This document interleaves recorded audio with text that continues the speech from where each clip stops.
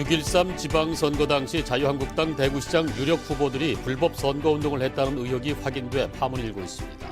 DGB 금융지주 김태호 회장과 대구은행 이사회 간의 갈등이 고조되고 있습니다. 김 회장이 추진하는 지배구조 개선안을 이사회와 제2노조가 강하게 반대하기 때문입니다. 전기차와 수소차, 자율주행차와 같은 이른바 미래자동차를 만나볼 수 있는 국내 최대 규모의 박람회가 대구에서 열리고 있습니다. 구미 새마을운동 테마공원이 문을 열었습니다. 이렇다 할 볼거리도 없는 데다 지난 정부 추적 사업이라는 논란에 개관 행사도 없이 임시로 개방했습니다. 여러분 안녕히 주무셨습니까? 11월 2일 금요일 대구 MBC 뉴스투데이입니다. 오늘도 대구 경북은 쾌청한 하늘이 드러나겠습니다. 하지만 때이른 추위는 낮부터 풀리겠습니다. 다만 건조한 날씨가 계속됩니다. 각종 화재 예방에 주의가 필요하겠습니다. 김명은 기상캐스터가 자세한 날씨 전해드립니다. 네, 아침 저녁으로 계속되는 쌀쌀함에 옷을 꼭 여미게 되는 요즘입니다. 오늘 아침도 우리 지역은 찬바람이 불면서 추운 출근길을 보이고 있는데요. 대구의 현재 기온 2도, 안동도 2도로 어제와 비슷하게 하루를 시작합니다. 낮에는 다행히 기온이 크게 오르면서 대구는 18도, 안동은 17도로 아침에 때이른 추위는 뒤로 하고 다시 선선한 늦가을 날씨를 보이겠습니다. 다만 일교차가 15도 이상 무척 크게 벌어지니까요. 건강관리에 각별히 신경 쓰시기 바랍니다. 오늘도 우리 지역은 맑은 날이 되겠습니다. 아침에 잠시 안개 끼는 곳이 있지만 금세 거치고 다시 쾌청한 하늘이 드러나겠는데요. 다만 당분간 건조한 날씨도 계속되겠습니다. 바람에 의해 불씨가 주변으로 쉽게 옮겨 붙을 수 있어 주의가 필요하겠습니다. 이번 주말은 우리 지역 계속 쾌청한 하늘이 드러나겠고요. 일교차 큰 전형적인 가을 날씨를 보이겠습니다. 날씨였습니다. 6.13 지방선거 당시 자유한국당 대구시장 유력 후보들이 불법 선거운동을 했다는 의혹이 확인됐습니다. 이재만 전 최고위원의 선거법 위반 사건으로 6명이 구속되고 59명이 형사 입건됐고 권영진 대구시장은 공직선거법 위반 혐의로 재판이 진행 중입니다. 박재형 기자가 취재했습니다. 구속 수감된 이재만 전 최고위원이 동원한 불법 행위는 치밀하고 조직적이었습니다. 지난해 12월 자신의 측근 명의로 차려놓은 비밀 선거 사무소가 시발점입니다. 이 전 최고위원은 측근이나 지지자, 친인척 등 113명의 명의로 일반 전화 1940여 대를 개설해 전화 여론조사를 조작하도록 지시한 혐의를 받고 있습니다. 일반 전화를 210명의 휴대전화로 착신 전환하고 여론조사 기관의 전화를 받으면 이 전 위원을 지지한다는 중복 응답을 330여 차례 했습니다. 경찰은 이 전 최고위원이 본격적인 당내 경선이 시작되기 전 자신에게 유리한 선거 국면을 만들기 위해 이같이 여론조사 결과를 왜곡한 것으로 보고 있습니다. 지지자나 도우미 20여 명이 책임 당원에게 전화를 해 6천여 차례에 걸쳐 편향된 불법 여론조사도 했습니다. 여론조사 업체나 그다음에 기관 명칭 이런 것을 전혀 밝히지도 않은 채 여론조사를 실시했고요. A 후보자를 지지한다고 답변한 사람한테만 향후 경선 일정을 이렇게 알려주는 방식으로. 당내 경선 과정도 불법으로 얼룩졌습니다. 경선 모바일 투표에서 이 전 최고위원은 도우미 70여 명을 동원해 자신을 지지하는 당원 280여 명의 집을 찾아가 모바일 투표를 도와주도록 했습니다. 그 대가로 720여만 원이 쓰였습니다. 선거법 위반 혐의로 기소된 권영진 대구시장도 벌금 150만 원을 구형받고 이달 14일 선거 공판을 기다리고 있습니다. 구형의 적절성에 대한 논란도 제기되고 있는 가운데 대구시장 선거 과정에서 자유한국당 유력 후보들의 선거법 위반이 경찰 조사로 잇따라 확인되면서 시민들의 실망감이 커지고 있습니다. MBC 뉴스 박재영입니다. DGB 금융지주 김태호 회장과 대구은행 이사회 사이의 갈등이 고조되고 있습니다. 김 회장이 추진하는 지배구조 개선안을 이사회와 제2노조가 강하게 반대하기 때문인데요. 김 회장과 관련된 투서도 난무하고 있습니다. 보도에 윤태호 기자입니다. DGB 금융지주 김태호 회장과 관련한 투서가 금융감독원에 접수됐습니다. 김 회장이 조직 쇄신을 위해서가 아니라 자기 영향권을 키우기 위해 지배구조를 바꾸고 있다는 내용입니다. 대구은행 이사회가 가졌던 은행장 추천권을 금융지주 이사회로 넘기는 방안을 김태호 금융지주 회장이 추진하고 있습니다. 대구은행 사회이사인 김진탁 이사회 의장은 금융지주가 점령군 행세를 한다며 김 회장에 대한 불만을 노골적으로 드러냈습니다. 은행 간부들 위주인 제2노조도 김 회장에 대한 비난 수위를 높이고 있습니다. 하지만 은행 사회이사 대부분과 이 노조 위원장이 박인규 전 행장과 학연으로 얽힌 측근으로 분류되면서 진정성을 의심받고 있습니다. 회장이 막 조직을 사유하고 겸직까지 해서 은행장까지 하락하는 이 프레임을 같이 자꾸 이제 공격을 해야지만 자기가 원하는 사람, 자격 요건이 덜 되는 사람이라도 누구를 만들어갖고 세울 수 있는 거 아니냐 이런 생각을 갖고 있다니까. 금융감독당국은 대구은행의 쇄신이 시급하고 DGB 금융그룹이 지역 경제에 미치는 영향이 크기 때문에 마냥 두고 볼 수 없다는 반응입니다. 대구은행 사회이사가 조카 채용을 청탁하고 업무상 배임 혐의로 고발된 사건 등 사회이사와 관련된 사건들을 눈여겨보고 있습니다. 채용 비리와 비자금 문제로 대구은행의 신뢰는 떨어질 대로 떨어졌습니다. 대구은행이 새롭게 태어나길 바라는 지역민들의 간절한 바람을 거스르고 있는 건 아닌지 되짚어봐야 할 시점입니다. MBC 뉴스 윤태호입니다. 전기차, 수소차, 자율주행차, 이른바 미래자동차들을 만나볼 수 있는 국내 최대 규모의 박람회가 대구에서 열리고 있습니다. 테슬라와 닛산의 새로운 전기자동차 모델이 국내에서 최초로 전시되고 있는데요. 윤영균 기자가 취재했습니다. 한 번 충전하면 최대 386km를 갈 수 있는 테슬라 SUV 모델 X입니다. 운전 성력, 커다란 터치스크린 디스플레이가 인상적인 테슬라의 새 전기자동차는 이번에 국내에 처음 선보였습니다. 단일 모델로 전 세계에서 가장 많이 팔린 전기차인 일본 닛산 리프 2세대 모델입니다. 페달 하나로 속도를 높이거나 낮추고 제동까지 가능한 것이 특징으로 역시 우리나라에서 처음 공개됐습니다. 지금 현 트렌드로 봐서는 앞으로 전기차 점유율은 전 세계적으로 한국에서도 마찬가지로 증가할 것으로 기대를 하고 있습니다. 대구에서 만들고 있는 우리나라 1호 전기 화물차 칼마토도 시민들에게 소개됐습니다. 이번 대구 국제 미래자동차 엑스포에서는 이런 완성차 업체뿐만 아니라 국내의 주요 자동차 부품업체와 기술 보유 기업까지 200여 곳이 참가했습니다. 부품뿐만 아니라 완성차 회사들이 함께 자리하기 때문에 여기에서 또 다른 비즈니스의 장을 통해서 우리 지역의 부품 기업들이 글로벌 시장으로 더 넓게 나갈 수 있는 그런 기회를 제공하는 그런 의미가 있다고 하겠습니다. 자율주행차와 전기차, 수소차 등을 시민들이 직접 타볼 수 있고 환경부의 내년 전기차 보조금도 참가업체당 100대까지 신청할 수 있습니다. 대구시는 제인모터스와 쿠팡 등 5곳과 업무 협약을 맺고 1톤 전기화물차 칼마토의 생산과 보급, 인프라 조성에 본격적으로 나서기로 했습니다. MBC 뉴스 윤용균입니다. 구미 새마을운동 테마공원이 어제 드디어 시민들에게 개방됐습니다. 900억 원에 가까운 예산을 들였지만 뚜렷하게 보여줄 거리도 없고 지난 정부의 치적 사업이라는 논란이 일면서 개관 행사도 없이 임시로 개방됐습니다. 한태현 기자가 취재했습니다. 구미시 상모 사곡동 일대에 조성된 새마을운동 테마공원이 준공된 지 석 달 만에 문을 열었습니다. 새마을운동의 과거, 현재, 미래에 대한 전시물들이 2개 층에 걸쳐 선보이고 있습니다.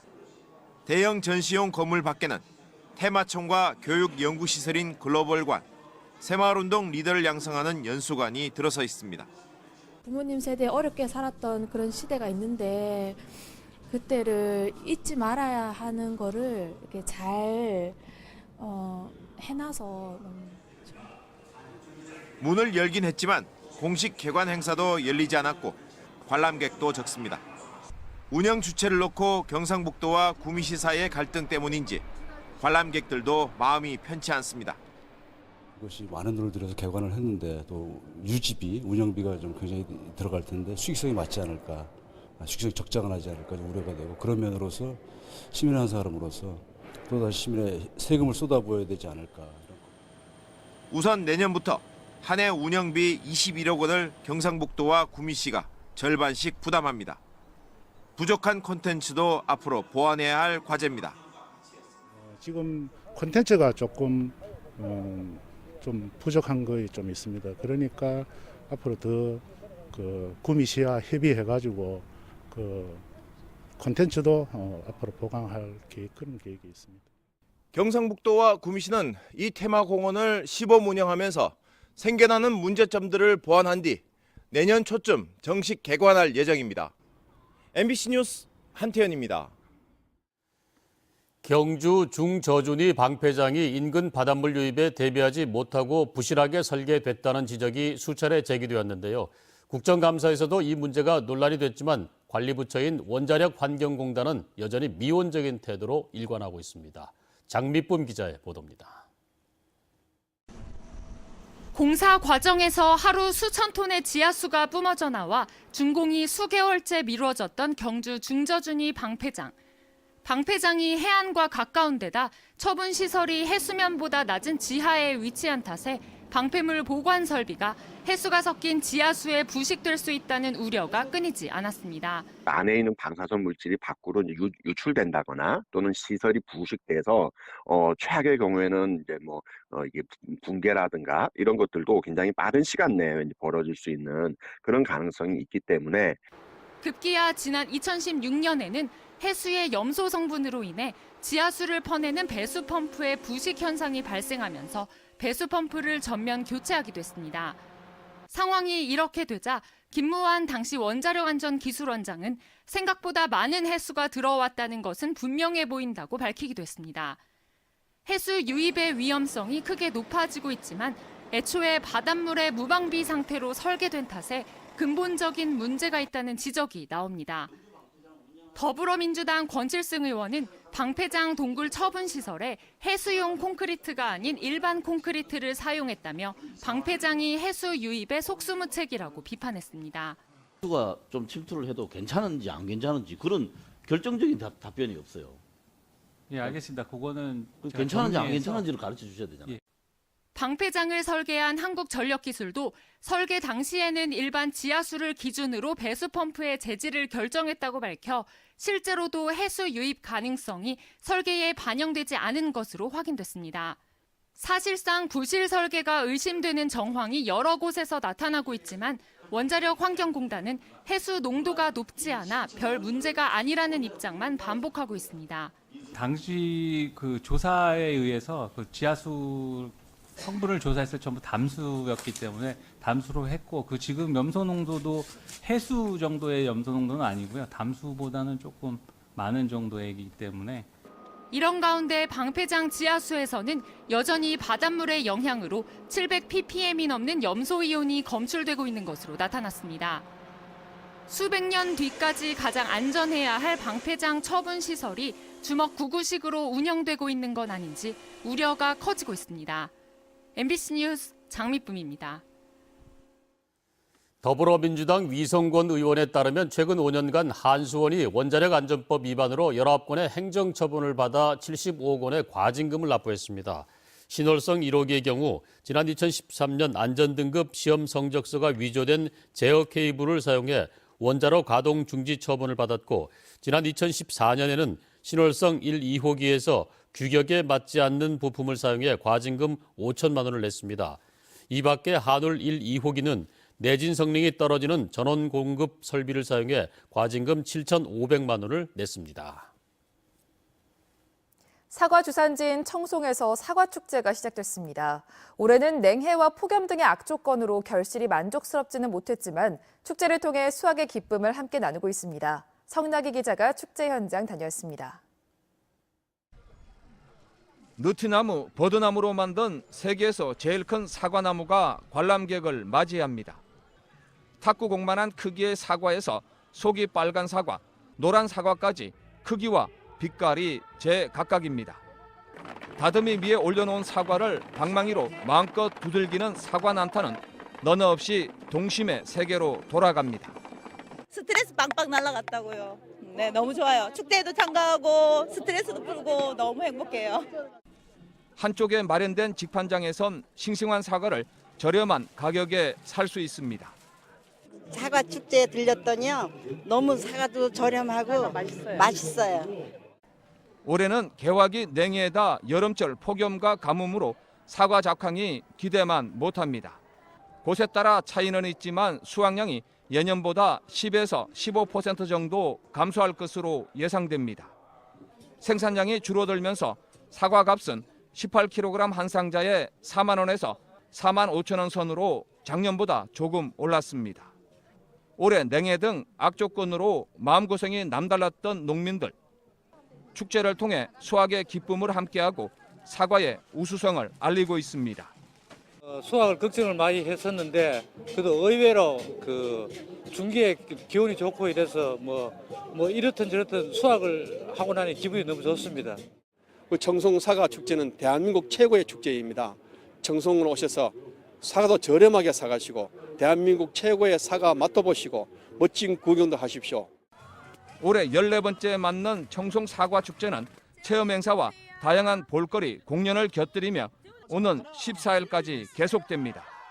MBC 뉴스 성락입니다. 경북교육청은 내년부터 경북 지역 모든 초등학생, 중학생에게 무상급식을 제공합니다. 경북교육청은 경상북도와 협의회를 갖고 무상급식에 필요한 재원을 교육청이 55%, 지자체가 45% 부담하기로 합의했습니다. 고등학생에게 대한 무상급식 실시는 2020년 고등학생 1학년부터 시작해 단계적으로 확대해 2022년에는 전면 무상급식을 시행할 계획입니다. 이와는 별도로 고등학생의 경우 저소득층 자녀 급식비 지원 기준을 중위소득 56%에서 60%로 확대하고 세 자녀 이상에 해당하는 재학생 모두에게 급식비를 지원하기로 했습니다. 자치분권 시행계획을 마련하기 위한 현장 간담회가 오늘 대구시청에서 열립니다. 대통령 소속 자치분권위원회와 행정안전부, 대구시와 경상북도가 참석하는 이번 간담회는 지난 9월 확정된 자치분권 종합계획에 대한 지역민의 목소리를 듣기 위해 마련됐습니다. 자치분권 종합계획은 주민 주권 구현과 중앙 권한의 획기적 지방 이양, 재정 분권 추진 등 6대 전략의 33개 과제로 구성돼 있습니다. 통합신공항 대구시민추진단은 오늘 한국폴리텍대학 섬유패션 캠퍼스 대강당에서 대구경북 통합신공항 건설사업 추진 시도민 보고대회를 엽니다. 시민추진단은 민간공항은 두고 군공항만 옮기자는 주장이 왜 불가능한지를 알리기 위해 오늘 보고대회를 마련했다고 설명했습니다. 또한 대구 군공항 이전 기회를 놓치지 않도록 정부와 정치권에 최우선 국정과제로 삼을 것을 강력하게 촉구하겠다고 밝혔습니다.